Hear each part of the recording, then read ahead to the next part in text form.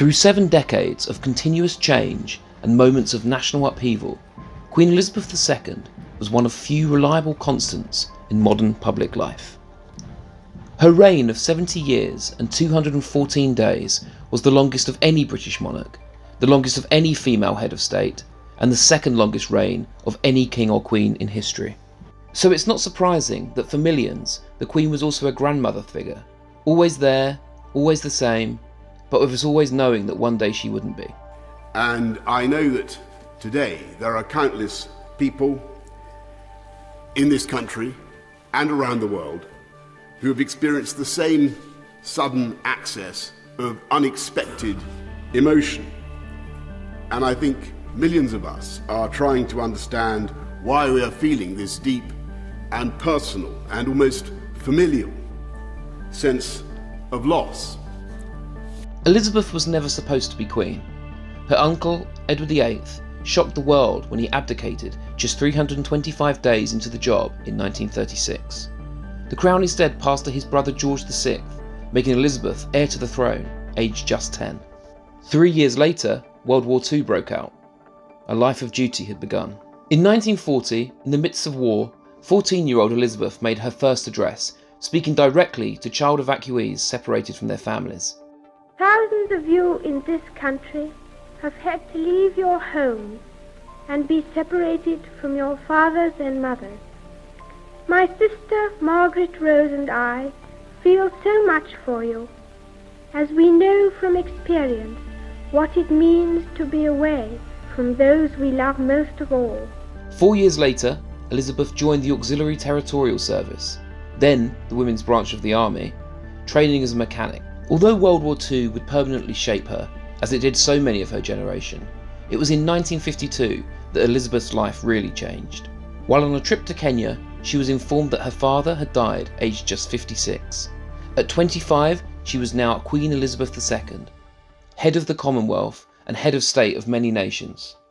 As if the pressure wasn't enough, her first UK Prime Minister was 77-year-old Winston Churchill. An estimated 27 million of the UK's then 36 million citizens watched the first ever televised coronation the following year. 3 million more lined the route to Buckingham Palace. Having married Prince Philip in 1947, the Queen's early years on the throne mixed duty — she met everybody from JFK to Marilyn Monroe — with domesticity. Prince Charles was born in 1948, Princess Anne in 1950, Prince Andrew in 1960, and Prince Edward in 1964. In 1977, the Queen marked her Silver Jubilee, 25 years on the throne, with street parties throughout the UK, and she renewed a pledge she'd first made on her 21st birthday, committing the rest of her life to duty and service. It was a promise she would keep. Things wouldn't remain so rosy, however. In 1992, the Queen endured what she described as an annus horribilis, horrible year, in which 3 of her children saw their marriages break down, and her beloved Windsor Castle caught fire, destroying 100 rooms. That torment continued later into the decade, with the very public saga of Prince Charles and Diana's divorce in 1996, and the scandalous accusations of infidelity that preceded it. Well, there were 3 of us in this marriage, so it was a bit crowded. Anti-royal feeling reached its peak in the UK in 1997, when Princess Diana was tragically killed in a car crash in Paris just 1 month after her 36th birthday. The Queen's initial reluctance to react publicly to Diana's death and to the global outpouring of grief that followed was widely criticised as being cold and uncaring. But when she eventually did break her silence with a heartfelt televised tribute and was seen bowing to Diana's coffin, the Queen was roundly praised for weathering the storm and possibly even saving the royal family amid growing Republican sentiment. We have all been trying in our different ways to cope. It is not easy to express a sense of loss, since the initial shock is often succeeded by a mixture of other feelings: disbelief, incomprehension, anger, and concern for those who remain. Agus a coisa. Support for the royal family continued to grow in the years following Diana's death. In 2011, the Queen and Prince Philip made a historic trip to Ireland, the first by a British monarch in 100 years. The visit, during which she expressed her sincere thoughts and deep sympathy for victims of a troubled Anglo-Irish past, was widely celebrated.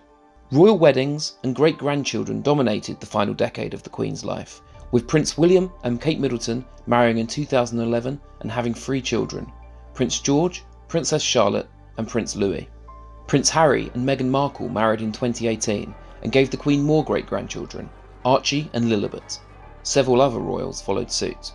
But it was during the COVID-19 pandemic that the Queen, deep into her 90s, became a symbol of optimism for so many. Her stirring "We Will Meet Again" address in April 2020 gave much-needed hope to a worried nation.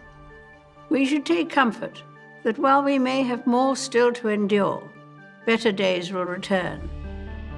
We will be with our friends again. We will be with our families again. We will meet again. And for many, the image of the Queen, dressed head to toe in black, sitting masked and alone at the funeral of her beloved Prince Philip, captured the loneliness, isolation and grief so many felt during those darkest days of the pandemic. The Queen celebrated an astonishing and record-breaking 70 years on the throne earlier this year, although by then the royal turbulence of past decades had returned, with her son, Prince Andrew, stripped of his duties amid sex abuse allegations, and Prince Harry's relationship with the rest of the family disintegrating in the most public of ways.